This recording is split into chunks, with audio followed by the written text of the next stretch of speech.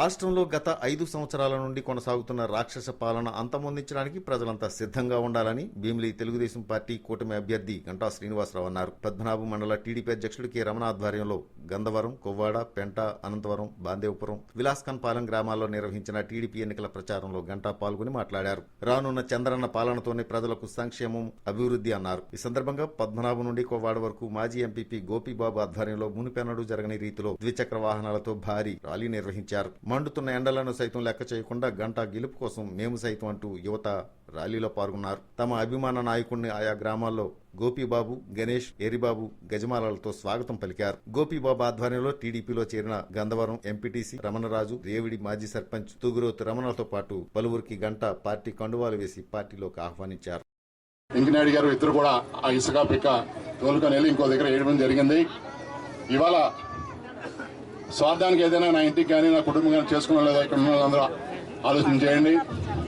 ఇవాళ కళ్యాణ మండపం ఏ విధంగా నేను కట్టాను, అలాగే లోకల్ కళానికి దారి ఏ విధంగా వేసాను, అలాగే ఇక్కడికి దేశ దారి ఏ విధంగా వేసాను, అలాగే బస్సు తిరగడానికి నా సొంత నిధులతో దారి వేసాను.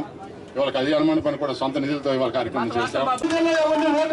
తెలియదు నా ఎలక్షన్ కూడా మీకు ముందు మాట ఇచ్చా, ఓళ్ళు నుంచి అడుగుతానండి, మీకు ఓట్లు ఇస్తాను. 700 మెజార్టీ ఇవ్వండి, మీకు కావాల్సిన పనులన్నీ విద్యుత్ మండలిలో చేసి తమ్ముడు నాయకుడు ఇక్కడ చేయించాలనుకున్నాం. మేము కలిసి మాటిస్తున్నాం. మరి అలాగే ఈ రోజు ఏమేమో చెప్తున్నారు, ఓసరి వీళ్ళట. ఓసరి వీళ్ళంటే విచ్చలవిడిగా తినేసి పన్నారు. మనం ఏ పని అడిగితే ఆ పని చేసే వ్యక్తి మన గంటా శ్రీనివాసరావు గారు. 2014లో మనం ఏదైతే నిర్ణయం ఏంటంటే ఎక్కడైతే మీటింగ్ పెట్టాడో ఆ ప్రజావేదికని కూల్చేయాలి.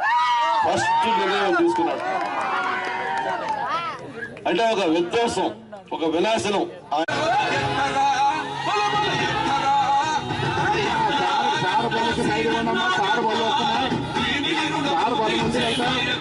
సార్